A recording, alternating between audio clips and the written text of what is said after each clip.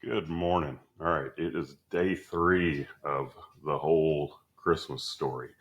Now, today's reading is in Isaiah 11, and man, this gets wild. Like,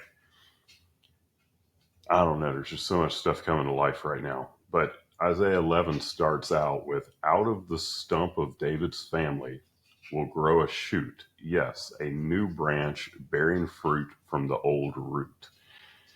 And like all of this, it doesn't make sense until it makes sense. And when it makes sense, it's like, whoa, okay. So, as we know, uh, prophetically, Jesus is a descendant of David and will occupy the Davidic throne again, which to date, like that has not happened yet. Of course, Jesus is king now, but he reigns from heaven right now. And at the point of the second coming, he will rule from the Davidic throne.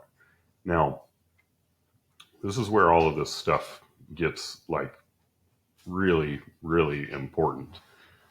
So there's all kinds of stuff in Isaiah 11. There's like so much prophecy um, in here. This is where it talks about, in that day. So like when Jesus reigns again from the Davidic throne, in that day, wolf and the lamb will live together. The leopard will lie down with the baby goat. Basically saying there will be complete peace.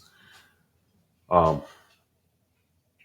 the nations will rally to him, uh, and and this is an important part. In that day, the Lord will reach out His hand a second time to bring back the remnant of His people, and the remnant of His people, this being the Jewish people, bringing them back to Israel. So the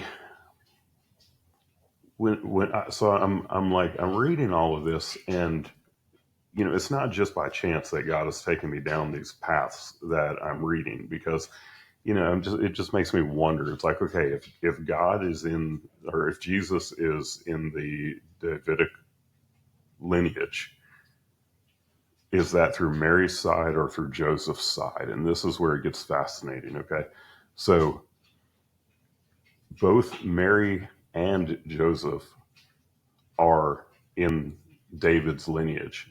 Uh, Mary is through Nathan's side, and not Nathan, the guy who confronted David about his sin, but Nathan, David's son, who we know very little about, that probably was named after Nathan who confronted David. But so Mary is on Nathan's side of the family, whereas Joseph is on Solomon's side of the family. And this is really important because years after this prophetic word from Isaiah, the like Solomon's line of like all these kings that came from Solomon's line, which of course Solomon was David's son. Um, all of these kings are just wicked. They are evil. They have rejected God.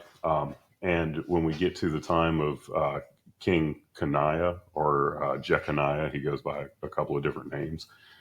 Um, God is just fed up with this wicked line of kings, and he puts a curse on King Coniah and says that no one from Coniah's lineage will ever sit on the the Davidic throne again. And after that point, you've got these kings that are they're not like real uh, they're not real kings. They have no right to to sit on the throne because they're not from David's line. These are kings that were appointed by Babylon.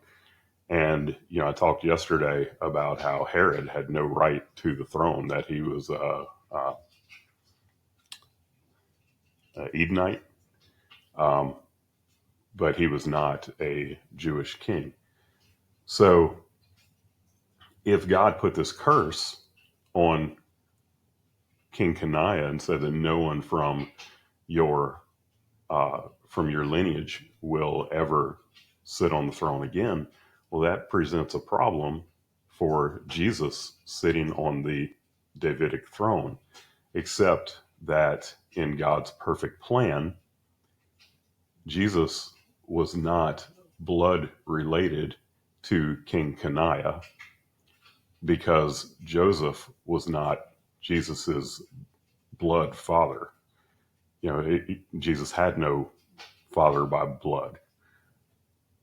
On Mary's side, she was related to David through David's son, Nathan, who, from all accounts, was a good man. Like all of the other sons, there was drama and everything reported. There's very little known about Nathan, which we can assume means that he was a quiet, godly man that just didn't get involved in all the drama and all of that stuff. Very little information known about him. But because of the way that it was, Jesus is an ancestor of David, but not through Solomon and not through all of these wicked kings. Jesus avoids the curse because he is not Joseph's son by blood. However, he is Joseph's son legally because Joseph adopted Jesus. And in those days, and I guess still today, well, I mean, we're not really talking about royalty today, but when you're adopted, you assume all royal rights.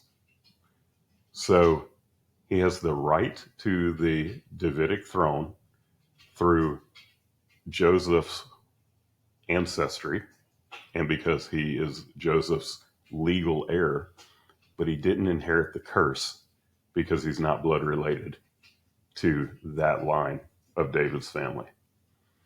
Like, how perfect did God make all of this when he did this? I don't know. But like when we hear the Christmas story, we don't hear all this stuff. We don't get to learn all of this stuff. And until you really start digging in, like we never go through this. And if you depend on your pastor to teach you this stuff, you're probably never going to learn it because it may not be viewed as that important. And but